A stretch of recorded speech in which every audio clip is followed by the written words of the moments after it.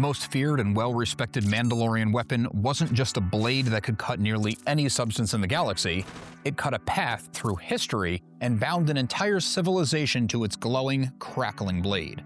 The Darksaber is a lightsaber, but a completely unique one. It was forged by Tarre Vizsla, the first Mandalorian to be inducted into the Jedi Order. The weapon carries monumental cultural and symbolic weight. Where most lightsabers are blue, green, or red, the Darksaber is black with a bright white glowing edge. When Tarre Vizsla died, the Darksaber was brought to the Jedi Temple on Coruscant as a relic. Clan Vizsla saw the Jedi as their enemies, despite one of their own being part of the Order. They would not allow their ancestors' weapon to stay in their unworthy hands. A group of them got together, raided the temple, and stole the weapon back. From the very moment it was snatched away from the Jedi, it became more than a weapon. It was a symbol of leadership and control amongst all Mandalorians. When we catch up with Clan Vizsla in the time leading up to and even going into the Clone Wars, the weapon is in the hands of House Vizsla once again. Pre-Vizsla holds the weapon but is not recognized as the ruler of Mandalore.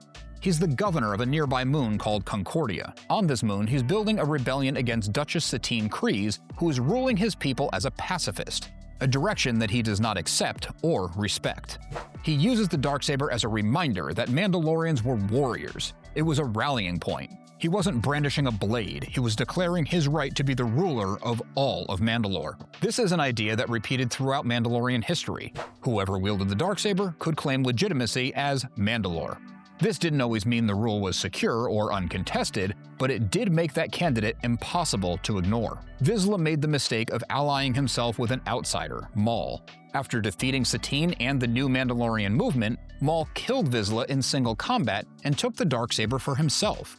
Maul's conniving show of strength and possession of the weapon had many Mandalorians fall in line under this outsider.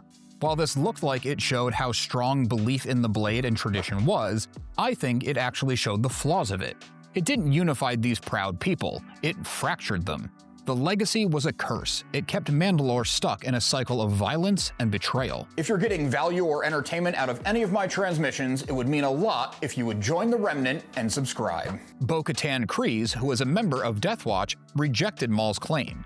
She would not follow an outsider regardless of what had been done or what ancient weapon he took. She helped events conspire that would topple Maul's rule. She wasn't able to claim the Darksaber for herself at this time, however. The weapon vanished for years. In the era of the Empire, Sabine Wren of Clan Wren recovered the weapon. She didn't see it as a symbol of unity. She saw it as a burden. She did not want to rule. She wanted to continue her own fight against the Empire far away from her home system. But she did understand the cultural importance of such a thing, especially as her people were at a low point and fractured. She handed the weapon to Bo-Katan and reignited an old tradition, passing the weapon along to someone who could lead the Mandalorian people. Bo-Katan did what she could in her time with the blade.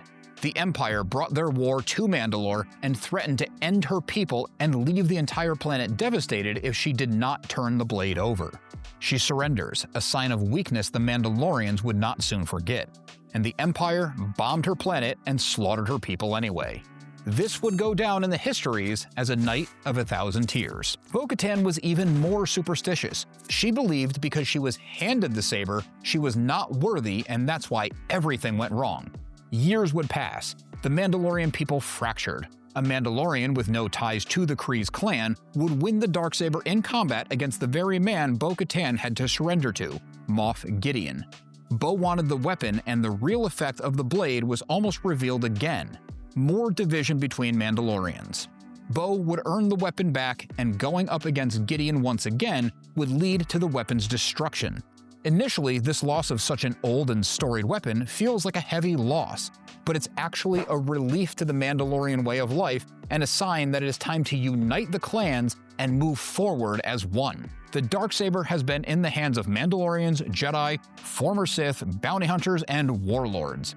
Every single time it changed hands, it revealed the same truth. The Darksaber does not make leaders, it tests them. Pre-Vizsla used it as proof of tradition. Maul won it in single combat, but that did not mean the Mandalorian people would be loyal to him. Sabine Wren recovered the weapon and was one of the few to see past the allure. She gave it to Bo-Katan.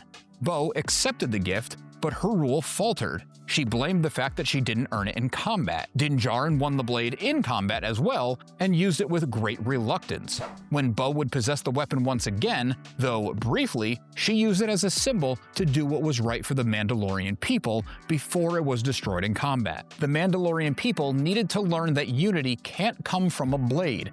True leadership isn't passed on through combat or inheritance. It's forged through hard work, trust, and purpose. The Darksaber was often used as a shortcut that bred division. These shortcuts led to shaky foundations.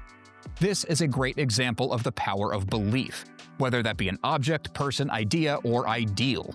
This one relic forced an entire galaxy dealing with its own tumultuous times to pay attention to a single people, consolidated largely to a single system. I'm just going to interrupt for 1 second. Today's video is sponsored by me.